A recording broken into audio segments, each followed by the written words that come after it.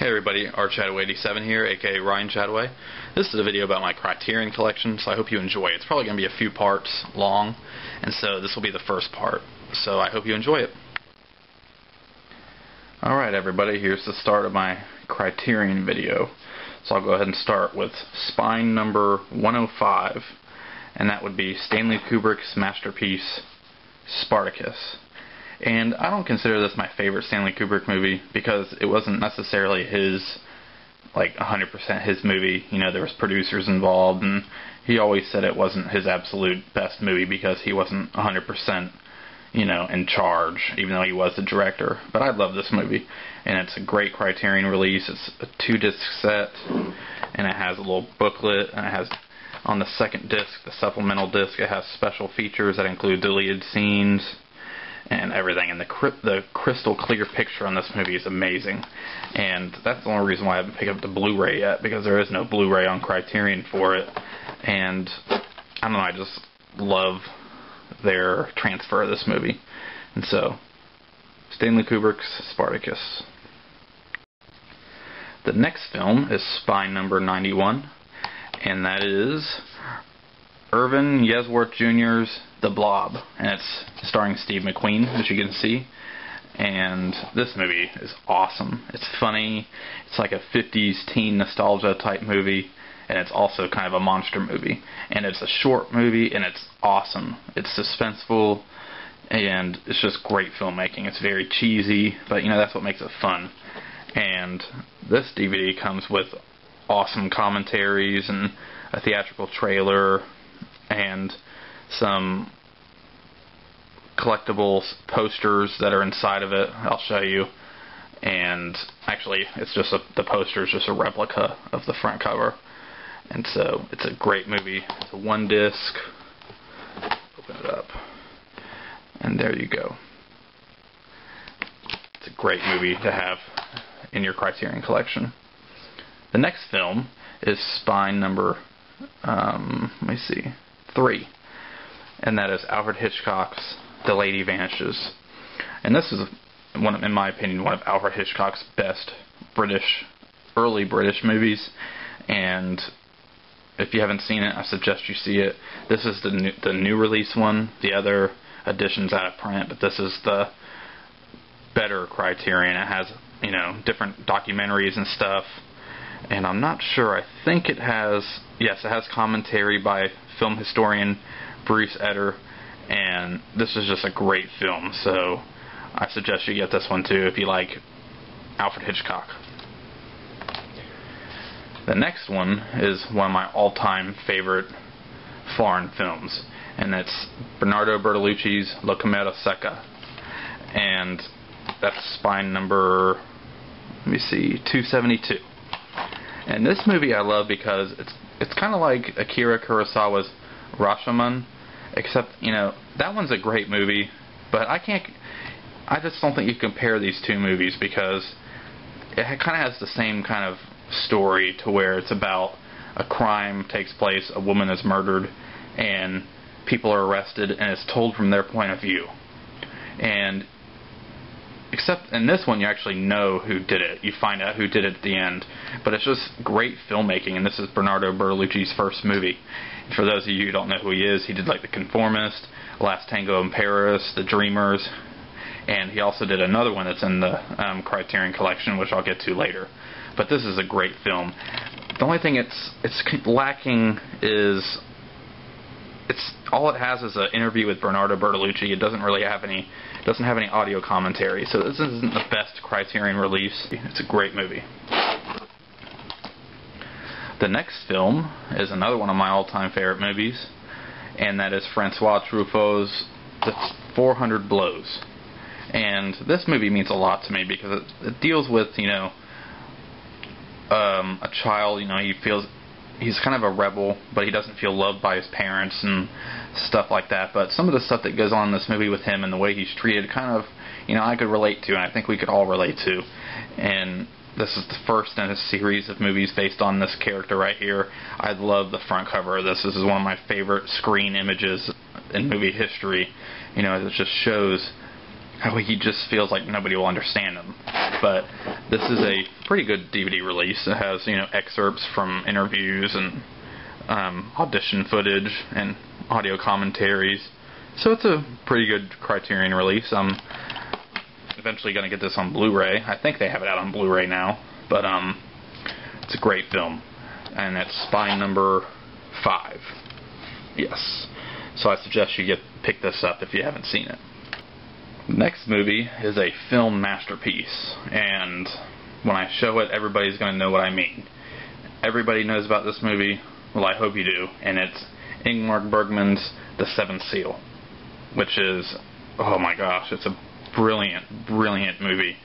And basically, if you haven't seen this, it's about a man returning from the Crusades, and he's confronted by the character of Death, and he challenges him to a game of chess. And so they play chess, and as long as the man's winning, he won't die, pretty much.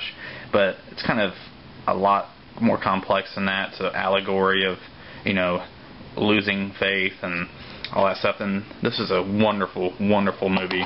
And there's like the famous image, and it has audio commentaries and everything by it also. It has excerpts from Wild Strawberries and The Magician, other Bergman films. And this is Spine number 11. So I suggest you pick this up. I'm honestly waiting for them to come out. You know, they have it on, I think, Blu-ray and stuff now in a different kind of a newer edition. But I'm waiting for them to come out with a awesome, you know, documentary-filled, maybe a 3-disc, you know, maybe I'm thinking too much, but maybe like a Seventh Samurai kind of huge edition of it, because it's such a great movie. But, yeah, Seventh Seal, wonderful movie. The next one is one of the best German movies I've ever seen, and it's Fritz Lang's M.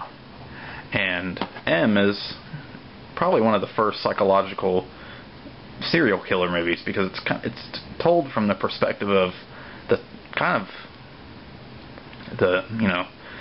the outside looking in type thing. You know, you see how the serial killer, he's actually a pedophile serial killer, and he goes around, you know, taking little kids and stuff. But at the first half of the movie is pretty much the town freaked out. You know, the mobsters and everybody's getting involved. They want to catch him because, you know, the police have been cracking down on everything because they've been hunting for Peter Lorre's character. And this is a great release. It has awesome commentaries, documentaries, and just great things. There was a Criterion release before this that was pretty much awful. This has, I think, a few minutes more footage that they found and released. And this movie is just brilliant. You know, you could watch this late at night, and it's just powerful filmmaking. And so I suggest everybody get this. And this is Spine number 30. So, Fritz Lang's M. The next film is, I guess, more of a TV film, but it's Tanner 88, which is directed by Robert Altman. And this is kind of like a, I guess you would say kind of like, not The Office style, but it's kind of a mockumentary on a fictional liberal Democrats, like, presidential run. And it has many real politicians in it, from, like, you know, Jesse Jackson, Bob Dole, Ralph Nader, Gloria Steinem, and it's a pretty good movie. You know, I don't consider it one of Robert Altman's best, but I love Robert Altman films, so I picked it up. It was, I picked it up used, and I put a new case in it. I picked it up used at a local movie shop here, and, you know, it's in very good condition. And I just put it in a new case. I think I picked it up for like $4, if you can believe it. And so, it's Tanner 88. You should give it a shot. It's pretty good. The next film, which I'm excited that I bought it at the time, is Carol Reed's The Third Man. And I'm excited that I bought it because Studio Canal canceled, didn't cancel, they just didn't extend the contract with this film for Criterion. So Criterion came out with this awesome new release for it, and Spine number 64. They came out with this awesome new release, but then after they came out with it, it was like a month later that Criterion couldn't sell it anymore. It went out of print because Studio Canal took the rights back. And so this is an out-of-print DVD, and it's one of my all-time favorite films, and has a great book and everything with it. But it's kind of sad that they did that, and Studio Canal's releasing another version of it. I mean, kind of like their equivalent to a Criterion, but I just think the name, since Criterion's not involved, it's not going to be top of the line. I don't know. If you've seen the new version of it, let me know. Let me know how it is. But it's a great film, wonderful film. So I recommend everybody get this. Alright. As I said earlier, I was going to get to this, and this is spine number 422, and that's Bernardo Bertolucci's The Last Emperor. And this is a great movie, and this is, I think, the only Best Picture winner in the Criterion Collection. And I don't think it's the best movie in the Criterion Collection, but it's a great movie. I think it's one of Bernardo Bertolucci's best films.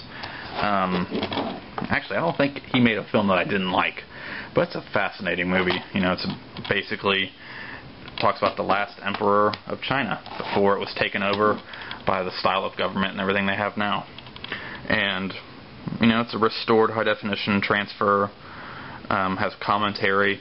There's like a 4-disc or 3-disc version of this. I just picked up this version of it because as long as I had commentary, I didn't have a lot of money at the time. I didn't care. And so I bought this. I think I bought it at Target when it was there. And I bought it on sale at Target for like $15, which they don't really ever go on sale whenever they get a Criterion movie. So I was excited to see that. So, and the last few movies I wanted to talk about is spine numbers 254, 256, 252, 251, 253, and 255. And it's all a part of the John Cassavetes 5 films collection. And let's see what films it has. It has Shadows, Faces, A Woman Under the Influence, The Killing of a Chinese Bookie, and Opening Night. And it also has a documentary about John Cassavetes called A Constant Forge. And for those of you who've never seen any of his movies, they're brilliant. They're so low budget and so improvised. It's probably the rawest filmmaking you'll ever see. And there's a little book that comes with it. My personal favorite is Faces. It's good, and it's Shadows. That's my personal favorite. This is a brilliant movie, and most of it's improvised. It's about a white guy who's dating a girl, but she's a light-skinned African American, but he doesn't realize that she's African American, and so the woman's oldest brother and stuff. It's kind of like a race thing, but it's a very good movie, and I think it's a pretty short film, but this is my favorite out of the whole collection. Alright guys, that was part 1. Stay tuned for part 2, which will probably come out in like a week or so. Hope you enjoyed it. Leave your comments below.